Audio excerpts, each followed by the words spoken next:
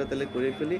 আপনার বলো। ওয়াইফকে অপহরণ করেছিল এই শেখ মুজিবের, তারপরে গোলাম মোস্তফার ছেলে এরা, কামালের বন্ধু-বান্ধবেরা। না, এটার গাজী মজিদ নিজে, নিজে ছিল। নিজে। তো হ্যাঁ, নিজে। আপনার স্যার আপনি এটার বিচার চেয়েছিলেন শেখ মুজিবের কাছে। আপনি আমার এটা বউ বিশ্বাস কন্টিনিউ করেছে। করেন। জি, কন্টিনিউ করেন স্যার। হ্যাঁ, যে আপনি প্রাইম মিনিস্টার, কারণ ঘটনাটা উনি কি ছিল স্যার? ঘটনাটা কি ছিল স্যার একটু শুরু থেকে বলুন স্যার। ঘটনা খুবই, এটা একটা মানে মজার ঘটনা। আচ্ছা, তুমি শুনতে চাও? তুমি তো আমার বইতে লেখা আছে, যদিও। সবাই শুনতে চায় স্যার, সবাই। আমি একা না, আচ্ছা, সবাই শুনতে চায়। ঘটনাটা হচ্ছে, আমার এক খালাতো বোন, তার নাম তাহিন। তার বিয়ে ঠিক করেছিলাম আমি আর মিমি স্বর্ণের রবিবারে, যে আমাদেরকে দুনিয়ার কাছে। তার সাথে বিয়ে হবে, অনুষ্ঠান হবে, লেডিস ক্লাব। তো দুপক্ষেই আমাদের পরিচিত। অতএব আমরা হলাম লয়াল। ঠিক আছে? ঠিক আছে? তখন আমরা কি করলাম, সমস্ত অ্যারেঞ্জমেন্ট আমাদের উপরে দায়িত্ব আসলো। তো কাকে রাখি আর কাকে বাদ দেই? এত মানুষের সাথে পরিচিতি। তো আমরা যাই হোক, বেশ ভালোই প্রায় ২-৩ হাজার লোকের মতো লোক ইনভাইট করা হলো। ভিতরে চলছে বিয়ের আসর। তখন আমার একমাত্র শালা, যার নাম বাপ্পি, ও ম্যাকগিল ইউনিভার্সিটিতে পড়তো। ওখান থেকে ছুটিতে আসছে দেশে। He was also present in the ceremony. আমি আর নিমিত ২ পক্ষের মানে হোস্ট বলতে পারেন। সবাই দায়িত্ব মতো। বাপ্পি বসে আছে ছেলেদের যেখানে বসার জায়গা সেখানে। তখন লম্বা চুলে একটা ফ্যাশন ছিল। He had just come from Canada, so লম্বা চুল and beautiful hair, and he was a handsome guy. আমার মতো এত খারাপ চেহারার লোক ছিল ওইটা না। পরে ওইটা ওই অনুষ্ঠানের শেষ হওয়ার আগে বলব স্যার, জি বলুন। আচ্ছা, তারপরে তোমার ও বসেছিল অন্যান্য গেস্টদের সাথে। তার পিছনের রোতে Gazi Golam Mostafa and his wife was also invited in the function from the other side, not from our side. মানে ছেলে পক্ষে। স্যার, তো গাজী গোলাম মোস্তফার ছেলেরা আর তার সং ক চেলা সাঙ্গপাঙ্গ পিছনের সিটে, পিছনের রোতে সিটে বসে। তাদের মধ্যে একটা ছেলে বাপ্পির চুল টান দিল পিছু থেকে। বাপ্পির পিছনে, কত মানুষ বিদেশে থাকে, বিদেশে বড় হয়েছে। পিছে বলল, "কিছু বলো না।" সামনে গিয়ে বলল। আবার ওরা চুল টানলো। দ্বিতীয়বার টান দেওয়ার পরে বাপ্পি পিছনে তাকিয়ে দেখলো যে একটা ছেলে হাসছে বেশি। তখন বলল যে, "তুমি চুল টান টান দিয়েছো?" বলছে, "হ্যাঁ।" বলছি, "কেন?" তবে আমরা দেখছিলাম যে এত সুন্দর চুল, এটা কি পড়ছিল না? না, আসে। আচ্ছা, ঠিক আছে। সে তখন ইউনিভার্সিটিতে পড়ে, আর এই পুচকে ছেলে তখন বোধহয় স্কুলেও পড়ে বা স্কুলে 6-7 ক্লাস হবে। তখন বাপু বলে, "বেয়াদব ছেলে, তুমি আর এখানে নেই। তুমি অন্য কোথাও গিয়ে বসো।" ওরা বেরিয়ে পড়ল। আমি আমরা কিন্তু কিছুই জানি না। মানে আমি আর মিমি এত ব্যস্ত, ২ পক্ষকে দেখাশোনা, খাওয়া-দাওয়া চলছে। হঠাৎ দেখলাম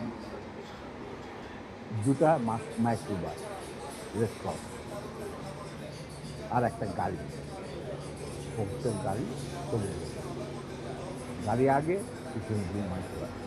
মাইন্ড ইউ, তখন কিন্তু আমার নিজের personal security guard with wireless মজুদ, লেডিস ক্লাব। আমি কুমিল্লা তখন কুমিল্লা থেকে আসছি গিয়েছি। তো ন্যাচারালি আমাদের গার্ড নিয়ে চলাফেরা, এটা তো আর্মি নিয়মতে তুমি জানো। আসলো, থামলো, উইটে মাইক্রোবাস থেকে প্রায় ৮ জন স্ট্রেঞ্জারধারী সাদা পোশাক পরা লোক নামলো, আর পোক্ত গাড়ি থেকে নামলো গাজী গোলাম মোস্তফা স্বয়ং। তার স্ত্রী কিন্তু ঢুকতে মেয়ে মহলে। উনি গাড়ি থেকে নেমেই চিৎকার করছিলেন, মেজর ডালিম কোথায়, মেজর ডালিম কোথায়, মেজর ডালিম কোথায়, বহুত বার বাড়ছে, আর সহ্য করা যায়। আমি অবাক হলাম,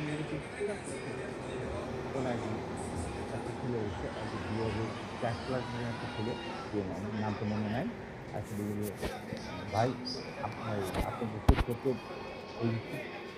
এই গাজী গোলাম মোস্তফা, তার সাথে আট 10জন ট্রেনগারধারী লোক আছে।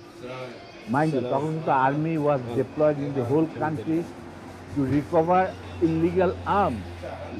আর আমাদের ঢাকার হেডকোয়ার্টার ছিল রেসকোর্স। আমরাও সেই অপারেশনে দিচ্ছি। যাই হোক, আমি বাইরে আসলাম,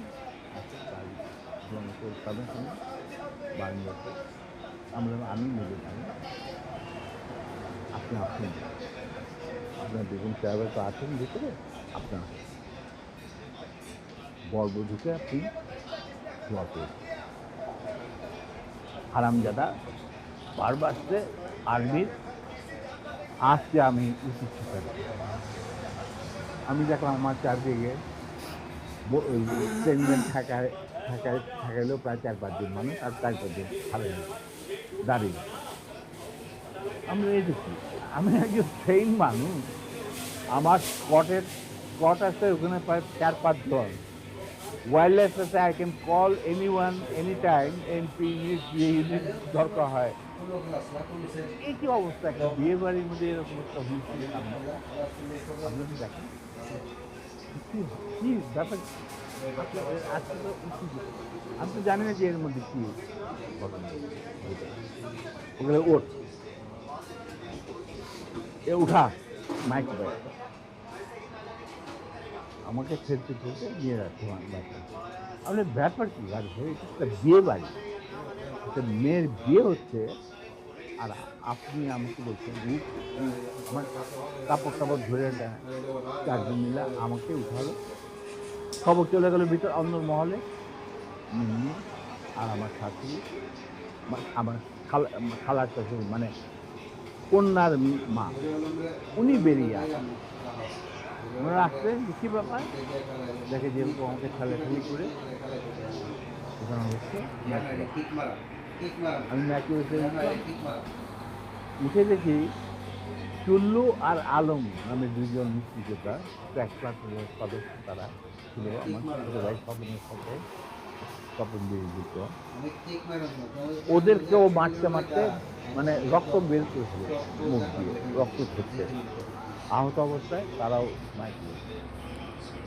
তখন আমার খালাম্মা গাছ বলে, গাছ আপনি কী করছেন, আমার মেয়ের বিয়ে হচ্ছে, এক দেড় দিন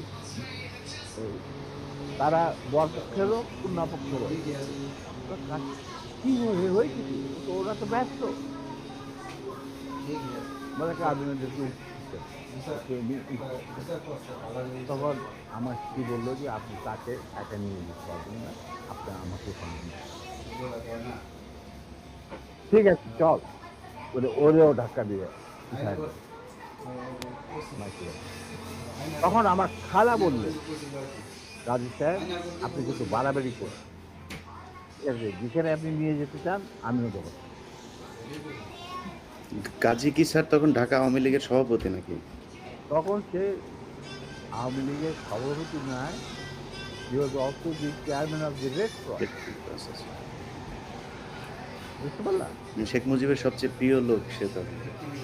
সে ঢাকার মধ্যে মানে ঢাকা শহরে সে হলো মুজিবের সবচেয়ে বড় লাঠের সংখ্যা। অশিক্ষিত মূর্খ মানুষ সাধারণত রেড ক্রসের চেয়ারম্যান হয়, কিন্তু ওকে বানানো হয় যাতে করে লুটের এই রিলিফের মার্কিং আমার করতে যাই হোক, সেটা অন্য ব্যাপার। তারপরে আমাদেরকে নিয়ে উনি গাড়ি দিয়ে করলেন প্রথম ফার্ম গেট, ফার্ম গেট দিয়ে ভিতরে ঢোকার পরে আমি দেখলাম যে আরে সম্পূর্ণ কোথায় চাচ্ছে শিবেদি ক্যাম্প ম্যানেজার। তখন আমি চিন্তা করছি এর মধ্যে আমার খালা আর মিমি নিজেদের শাড়ি ছিঁড়ে চুল্লু আর আলমকে ব্যান্ডেজ করে দিয়েছিল দিকে দিকে ক্ষত, তার দিকে রক্ত। আমি হঠাৎ বললাম গাড়ি থামাও driver. In the mid time Tapan বাকি ওরা কিছু গেস্টকে বোধহয় নাম বাড়িতে পৌঁছে দেওয়ার জন্য নিয়ে গেছে। ওরা তো আমি বললাম গাড়ি থামাও, ড্রাইভার গাড়ি থামাও। আমরা তখন আমার গাড়িতে প্রায় 4 জন 3 জন গাড়ি লোক। তাদের একজনকে বললাম যে তুমি গিয়ে ওই সামনে যে গাড়ি গোলাম মোস্তফা বসে আছেন গাড়িগুলো মোস্তফাকে বলেন somehow that man is saying that got down and went to গাড়ি। গাড়িও তখন স্টপ হয়ে গেছে, যে পিছনে গাড়ি স্টপ হয়ে গেছে। আসে বলছে ওনাকে বোঝা বলছে যে আপনাকে ডাকছেন গাজী অনুষ্ঠান দরজা খুলে আমাদের মাইক ব্যবসা। তখন আমি গাজী বললাম যে গাজী সাহেব আপনি তো আমারই নিয়ে চলছেন, ধরে নিয়ে যাচ্ছেন জানি না, কিন্তু একটা কথা মনে করে আছে, আপনি মনে করেন আপনি ভালো যে আপনি যে আমাদেরকে এই মাইক্রোবাসে রেস্টলসের মাইক্রোবাসে ঢুকায় নিয়ে আসছেন, সেটা কিন্তু হাজার হাজার মানুষ শত মানুষ উপস্থিত ছিল। অতএব আপনি কিন্তু আমাদের সাথে যাই করেন আপনি কিন্তু পার পাবেন। এইটা শোনার পর গাজিগুলো কি খাবে, তাইতে আমি যে উঠাই নিয়ে আসছি এটা তো সবাই দেখছে। তখন আমি যে আপনি যাই করেন আমি আর উনি যখন হতভম্ব হয়ে দেখাচ্ছে, আমি বললাম যে আমি আপনাকে একটা পরামর্শ, আপনি যাই করেন আপনি পেট্রোলের কাছ থেকে আগে পারমিশন করেন, এছাড়া আপনি বাঁচতে পারবেন। এর মধ্যে আমার ছোট ভাই স্বপন নির্বিক্রম কিশোর কাছে দেখতে হবে কাছে ওরা শুনলো যে এই ঘটনা ঘটছে। ওখান থেকে সোজা স্বপন চলে গেল এমপি ইউনিটে, ঢাকা ক্যান্টনমেন্টে। ওখানে গিয়ে বললো যে এরকম হচ্ছে বিয়ে বাড়ি থেকে কিনতে। এই বিয়েতে কিন্তু জিয়া রহমানও উপস্থিত ছিল, শফিলিও উপস্থিত ছিল, খালেদ মোস্তফাও মানে সবাই উপস্থিত ছিল। আচ্ছা, তো ওনারা তখন চলে গেছে। সেদিন কি একটা কি ছবি দেখানোর কথা ছিল সত্যজিৎ যদি মহানগর না কি একটা ছবি, তো ওটা দেখার জন্য সবাই ছিল আগে তাড়াতাড়ি খাওয়া দাওয়া। তখন এই খবরটা পাওয়ার পরে the CEO of the MP unit এই খবরটা ব্রিগেড মেয়ের ইউনিট মেয়ের সবখানে এটা সে জানাই দিল। ইয়াং অফিসাররা লুঙ্গি গেঞ্জি পায়জামা যে যা পরা ছিল সবাই ঢাকা শহরে বেড়ে গেল।